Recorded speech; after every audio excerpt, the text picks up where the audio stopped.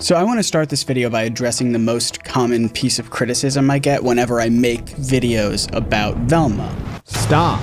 People have it in their mind that by me reviewing this terrible, terrible show, I'm actually helping keep Velma alive so that Warner Brothers Discovery can keep making more of it. Like this brand new, surprisingly bad Halloween special that just came out. A special that is ironically about trying to revive the character of Velma after she died at the end of season 2 to Scrappy-Doo. And we will get into this Halloween special in a moment, but the comments are always telling me to stop encouraging my audience to hate watch this show because that's why Velma got a season 2 in the first place, and now there's this special. But if you go through my videos, I have never once encouraged people to hate watch this show. It's not something that's so bad it's good.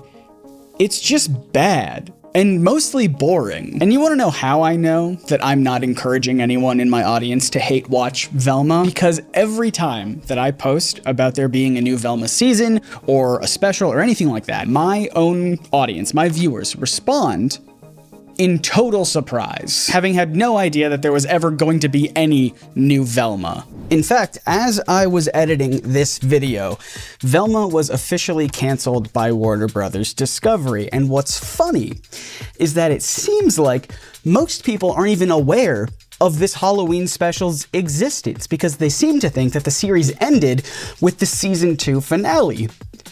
It didn't! But here's what I find especially interesting. The plot of this Halloween special is literally about trying and failing to save Velma, the character and the show. What do you think, Caster? Do you like Velma? I'm not old enough to know what a Velma is. That's fair. It's for mature audiences. So let's talk about this Halloween special. It is infuriating. But just to be fair, I do want to give them credit for 2 jokes that I do think kind of work. So the overall plot is that the gang is trying to put Velma's soul back into her body to help her come back to life, but they can't do that unless they acquire this magical spell from some sort of demonic witchcraft spell book. Now, they don't really have the physical book, so they instead get an audio book of the magic rituals, and the audiobook is narrated by Richard Kind, who is always a delight. Hello, this is A Witch's Guide to Dark Magic, and I am your narrator, Richard Kind. Now, here's the thing. In concept, this is a very good premise. I think this is very funny. Unfortunately, this show has a bit of a habit of taking something that's funny in concept and then not writing any actual jokes for it. So that was a bit of a waste. The only actual joke that I did laugh at was this one involving a baby. Where's she been? Trunk.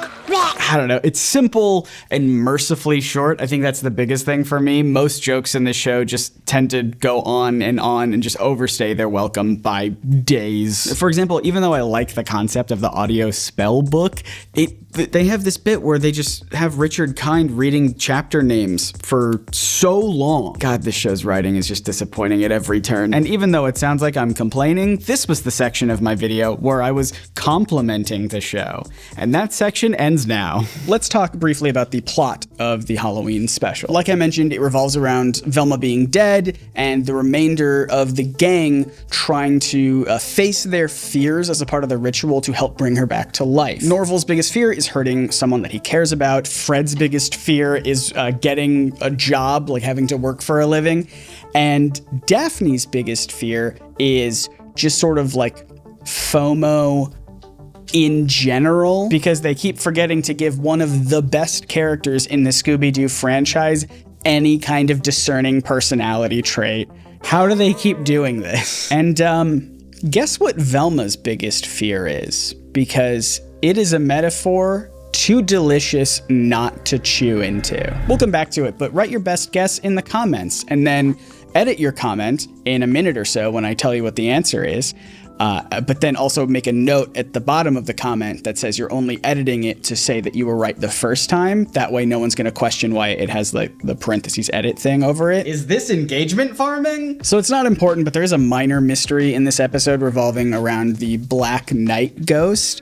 You get it? Because of Yeah, so all you need to know is that by the end, Velma sacrifices herself to save everyone in the town, and her soul is dragged to hell, unable to be restored with her body. She's not able to come to life. I'll repeat that again. The special about bringing Velma back to life ends with her still dead. What was the point? Nothing happened until literally the very last moments when at her own funeral she does mysteriously come back to life. And then of course, because all of these episodes have a mid-credit scene, it's revealed that the person who brought Velma back to life is actually Fred, who's being possessed by the audiobook version of the magic ritual book. Why?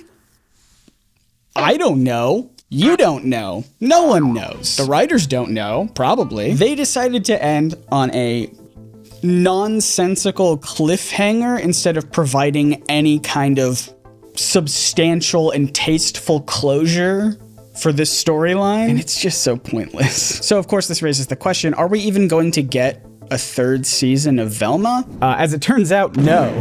The only reason there was a season 2 of Velma in this holiday special is not because people were hate watching and that inflated the numbers and Warner Brothers Discovery was like, oh, gotta get on this, gotta make more. I couldn't find any evidence of that being the reason. What's more likely is that animated TV series it's very common for them to be picked up for 2 seasons initially. Based on any actual reports I could find, like Warner Brothers Discovery was planning on there being a Velma season 2 before Velma season 1 even aired. I've heard people suggest that season 2 of Velma is really just a second half of season 1. They split it into 2 to pretend like there was 2 seasons.